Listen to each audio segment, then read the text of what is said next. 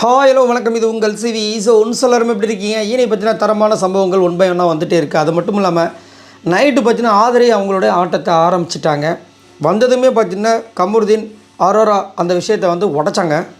அதை வந்து அழகாக பேசி விஜய் பார்வதி வச்சு ஆரம்பித்தாங்க. விஜய் பார்வதியும் வந்துட்டு அவங்களுடைய கொஷின்ஸில் உங்களுக்கே தெரியும், பயங்கரமாக கேள்வி கேட்க அரோரா வந்து அதான் இதை வந்து முன்னாடியே செஞ்சுருந்தால் சூப்பராக வந்திருக்கும் நம்ம விஜய் பார்வதி. போட்டும் சின்ன பொண்ணு அப்படின்னு விட்டு கொடுத்தாங்க. ஆனால் அவங்க அதை வந்துட்டு அவங்களுக்கு சாதகமாக பயன்படுத்தி விஜய் பார்வதி அரோராவை பார்த்து பயப்படுற மாதிரி அவங்க நினச்சிட்டு இருந்தாங்க. கடைசியில் எல்லாத்துக்குமே நேற்று ஒரு முடிவு வந்துருச்சு. கடைசியில் பார்த்திங்கன்னா அவங்களே அக்செப்ட் பண்ணிக்கிறாங்க. எனக்கு வந்துட்டு அதாவது அரோராவுக்கு வந்து கமருதீன் மேலே ஒரு ஃபீலிங்ஸ் லவ் மாதிரி வந்துருச்சு அப்படின்ற மாதிரி விஷயங்கள். அதனால் கமருதீன் என்ன பண்ணுறாரு, அரோரா சொன்னதை தாங்க முடியாமல் வெளியே போயிடுறாரு, காண்டாயிடுறாரு.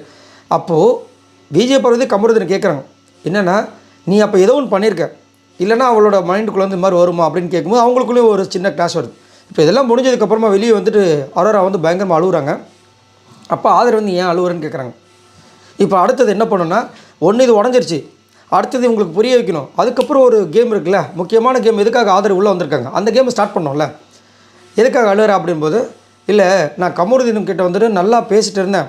அவன் வந்து எப்போல்லாம் வந்துட்டு விஜய் பார்வதி கிட்ட சண்டை போடுவானோ அப்போல்லாம் இங்கே என்கிட்ட வந்துட்டு பயங்கரமாக வந்து ஜாலியாக இருப்பான், எனக்கு சோறு சாப்பாடு ஊட்டிவிடுவான், என் கையை பிடிச்சினே இருப்பான், என்கிட்ட நிறைய விஷயங்கள் பேசுவான். ஆனால் கடைசியில் வந்துட்டு கண்ணை மூடி பார்த்தா விஜய் பார்வதி தான் இருக்குன்ட்டான்.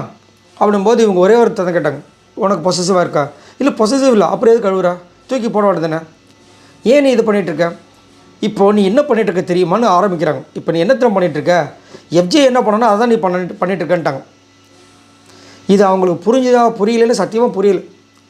ஏன்னா எஃப்ஜே என்ன பண்ணுறாரு, ஒன் பை ஒன்னாக போயிட்டுருக்காரா, அதே தான் அரோரா நீ பண்ணிகிட்ருக்குன்னு சிம்பாலிக்காக சொல்கிறாங்க. இந்த அம்மாவுக்கு புரியலையே.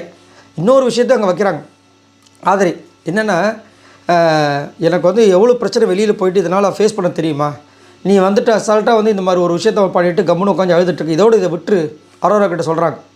விட்டுரு அப்படின் போது இவங்க வந்துட்டு என்னாச்சு வெளியில் பயங்கரமாக போச்சா, அது நான் பட்டது எனக்கு மட்டும் தான் தெரியும். ஆனால் நான் அதை வச்சு இப்போ நான் வருத்தப்படுறதுக்காகலாம் சொல்ல வரல. ஆனால் எஃப்ஜேவால் எனக்கு பயங்கரமான ஒரு கஷ்டம், ஃபேமிலிக்கு வந்து எவ்வளோ நிறைய கஷ்டங்கள் வந்துருச்சு, அதை நான் ஃபுல்லாக ஃபேஸ் பண்ணது நான் மட்டும்தான், எனக்கு தான் தெரியுன்ற மாதிரிலாம் சொல்லிட்டாங்க. இப்போ இதை ஏன் வந்து அரோரா கிட்ட சொல்கிறாங்க, இப்போ யாருக்கிட்டையுமே சொல்லலை ஆதரே, இதை ஏன் வந்து பர்டிகுலராக வந்து எஃப்ஜே விஷயத்தை வந்துட்டு ஃபஸ்ட் டைம் அரோரா கிட்ட சொல்கிறாங்கன்றதை யோசிச்சு பார்த்தா செம்ம ஸ்மார்ட் மூவ். ஏன்னா இதுக்கு முன்னாடி பார்த்தீங்கன்னா ஃபஸ்ட்டு கமருதீனுக்கும் ஆதருக்கும் சண்டை வந்திருக்கும், ஞாபகம் இருக்குங்களா? அந்த சண்டை யாரால் வந்துச்சு, அரோரா போட்டு கொடுத்ததில்ல.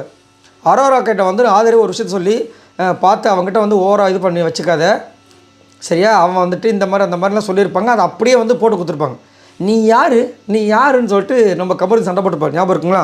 அப்போ அரோரா கிட்ட போய் சொல்லியிருப்பாங்க, ஏன் நான் உங்ககிட்ட சொன்னதை போய் அவங்ககிட்ட சொல்லி இப்போ சண்டை இழுத்து விட்டேன், பெரிய பிரச்சனையாக இருக்கும். ஸோ இப்போ அதுக்கு ஒரு பழி வாங்கணுமா இல்லையா? எவ்வளோ பேர் வேலையை பண்ணி விட்டாங்க அன்றைக்கி. அது மட்டும் இல்லை, நிறைய இடங்களில் வந்துட்டு இங்கே இருக்கிறது அங்கே இருக்கிறது இங்கே நிறைய விஷயங்கள் போட்டு கொடுக்குற வேலையே இந்த அரோராவர் தான். இப்போ என்ன பண்ணுறாங்க, எஃப்ஜே பற்றி என்னென்ன இருக்கோ அந்த விஷயத்தில் அப்படியே கொஞ்சம் கொஞ்சமாக ஏற்றி விட்டாங்க. இப்போ அரோரா என்ன பண்ணுவாங்க, இப்போ நிறைய பேர் வந்துட்டு ஆதர் என்ன அறிவு இருக்கா இல்லையா, இதை போய் அரோரா கிட்ட சொல்கிறாள்.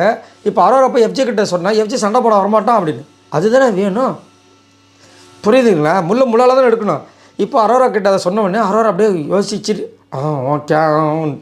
இப்போ அரோரா வந்துட்டு இப்போ தெளிவாக இருப்பாங்க, சரி கம்பரு போய்ட்டான் விடு பார்த்துக்கலாம், அதான் எஃப்ஜே வரானே அப்படின்ட்டு இவங்க மைண்டுக்குள்ளே மேபி செட் பண்ணியிருக்கலாம். இப்போது இதை என்ன பண்ணுவாங்க, எஃப்ஜே வந்து பேசும்போது நைஸாக எடுத்து வைப்பாங்க. ஏன்னா கலை அப்பயோ ஒன்று சொன்னாராம், அதை எடுத்து வந்து கமருதீன் கிட்ட போட தெரிஞ்சு இவங்களுக்கு இதெல்லாம் சொல்ல தெரியாதா, இது அவங்களோட உள்ளுக்குள்ளே இருக்கிற டோபமைன். அதை வந்து அவங்க ஆல்ரெடி சொல்லிட்டாங்க, எனக்கு வந்து துருன்னு யாராவது ஒருத்தன் கஷ்டப்படும் அதை பார்த்து ரசிக்கணும், ஏதாவது ஒரு சின்ன பொருளை திருடி வச்சுக்கணும், அவங்க வருத்தப்படும்போது அதை பார்த்து ரசிக்கணும், இதெல்லாம் எனக்கு பிடிக்கும் அப்படின்ற மாதிரி சொல்லியிருக்காங்களே. இப்போ ஆதரவு சொன்ன விஷயங்களை அப்படியே எஃப்ஜேக்கில் போய் சொல்லுவாங்க. இப்போ எஃப்ஜே வந்து ஒரு வச்சுக்கு செய்வாங்க, செம்மையாக இருக்க போகுது பாருங்கள், இதுக்கப்புறம் பயங்கரமாக இருக்க போகுது. ஆனால் ஆதரவு செம்மையாக வந்து வந்தவொடனே முக்கியமாக இருக்கிற இந்த முக்கோண ட்ரையாங்கிள் காதை வந்து டம்மான்னு உடைச்சாங்க. அடுத்தது எஃப்ஜேக்கு தான் ஆப்பு. எஃப்ஜே இந்த வாரம் நாமினேஷன்ஸில் இருக்காப்புல. ஸோ இதன் மூலமாக கண்டிப்பாக இந்த வாரம் எஃப்ஜே வந்து வெளியே போகிறது வாய்ப்பு எக்கச்சக்கமாக இருக்குது, செம்ம பக்கா பிளானிங்காகவும் இருக்குது. அதனால தான் ஆதரவு வந்துட்டு இந்த வாரம் நாமினேஷன்ஸில் இன்க்ளூட் பண்ணல, புரியுதுங்களா? ஸோ இதை பற்றி உங்களோட கருத்துக்களை சொல்லுங்கள் மறக்காமல். அதே மாதிரி ஆதரவோட அந்த மூவை பற்றி என்ன நினைக்கிறீங்க மறக்காமல் சப்போர்ட் பண்ணுங்கள், சப்ஸ்கிரைப் பண்ணுங்கள். பாய் நண்பர்களே.